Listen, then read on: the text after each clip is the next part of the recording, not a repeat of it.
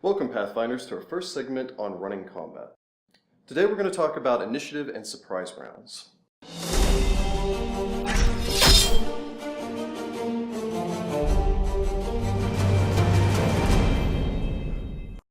Once combat begins, the first thing that you need to do is to determine the initiative order. All combatants make an initiative check by rolling a d20 and adding their initiative modifier. For players, this modifier can be found in the center of their character sheet, just under hit points. The initiative modifier is the combatant's dexterity modifier plus any bonuses gained from feats like improved initiative or traits like reactionary. For Game Masters, this modifier can be found in the uppermost portion of a creature's entry, just under the creature's type and just above the defense section. Once all combatants have made their initiative check, they act in order of highest to lowest initiative. They use the same initiative score every round until the combat is resolved. If there is a tie, the combatant with the higher initiative modifier goes first. If they have the same modifier, then you need to roll off to see who then goes first. Going early in the initiative order is a good thing. Before a combatant takes their first turn, they are flat-footed, meaning that they lose their dexterity from their armor class and cannot take attacks of opportunity. Some class features, such as Uncanny Dodge or monster special rules, make it so a combatant cannot be caught flat-footed.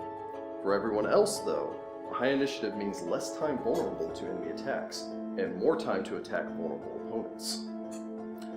Now, when combat starts, if there are any combatants that are not aware of other combatants, then a surprise round happens before regular combat round begins. You'll roll initiative as usual, but only combatants that start combat aware of their opponents can act in the surprise round. Each aware combatant is allowed a single move or standard action, but not both. They cannot take full round actions except the charge action. If you use the charge action, you can only move up to your movement speed. You can also take free actions, like speaking to warn your allies, or dropping prone. After the surprise round, all following rounds will be regular combat rounds. If you find you have a high initiative result, but want to see and wait for other combatants to take their actions, you can use the special initiative action delay, where you take no actions and voluntarily reduce your own initiative result for the rest of combat. You can specify your new result, such as saying you'd like to act on initiative 15, or wait until some point later in the round to re-enter the initiative, such as just before an enemy goes. Regardless, you will now act at that initiative point for the remainder of combat, unless of course you delay again. Let's give an example of all of these elements in play. After hours of tracking the goblins through the woodlands, you find the remains of what looks to be an old keep. Delving down into the basement, you find the goblins arrayed before a large bonfire, in preparation of what you can only assume to be a soon-to-come human sacrifice. They don't seem to have seen you yet, as you make your way down the hall and approach. The room ahead is brightly lit, but you hang back in the shadows, and the goblins seem to be obsessed with their pyromaniac pursuits. What do you do? We may be able to ambush them. Yeah, we could sneak up on them. I'll sneak up. Where are the stealthies? Alright. Very well. Aeroth, you've decided to sneak forward. Make your stealth check. Genius! 20! Plus... Very well. 20. You go moving forward, you can move yourself up. Stopping there, you'd enter into the room, the goblin's still unaware of you, before you'd hear a scraping sound to your sides.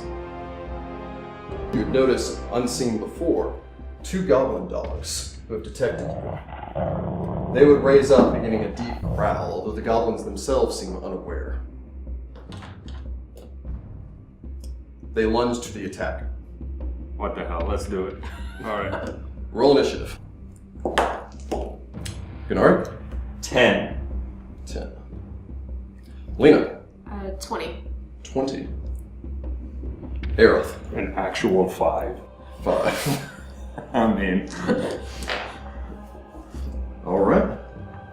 Lena has first initiative.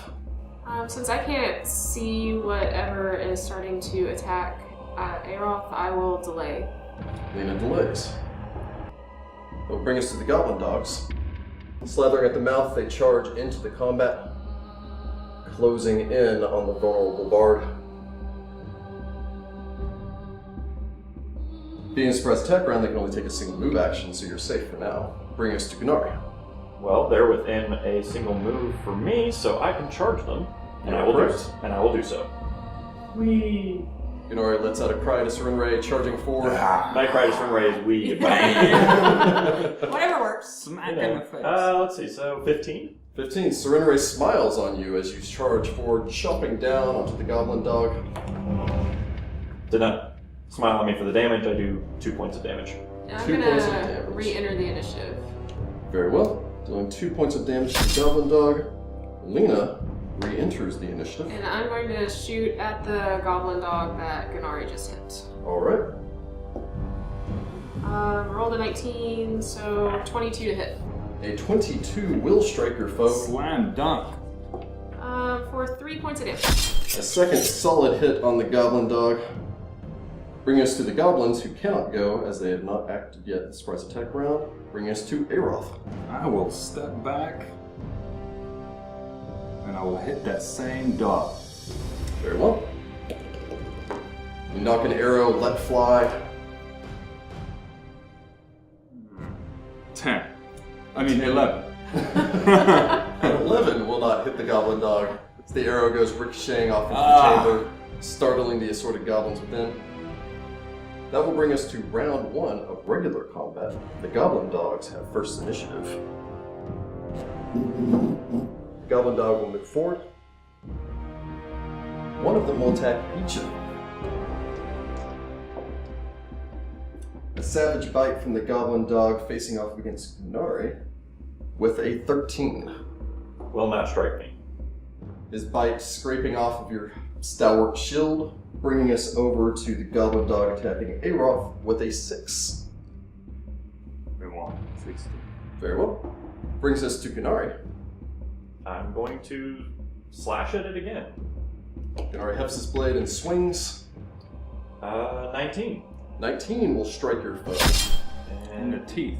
I do 5 points of damage. You would chop down the goblin dog, the poor starving thing falling under your blade. Don't make us feel bad for it. You still have a move action remaining, and I will point out that the goblins have not gone and are so flat-footed. The chieftain is open and vulnerable. I move get it. to the chieftain. That away. Chief, the 10. Brings us to Lena.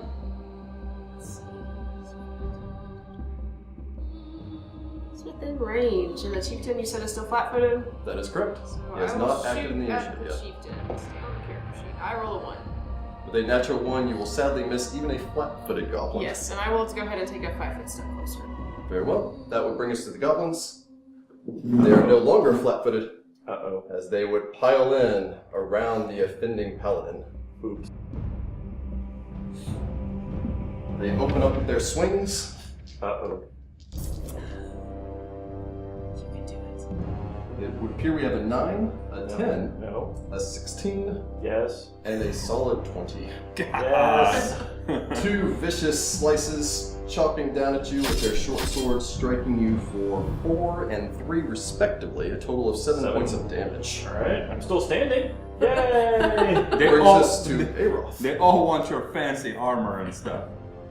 Although currently held in place by the goblin dog, the chieftain still has not acted. Alright, let me smack this dog and get him out of my way because he's bothering. Very well.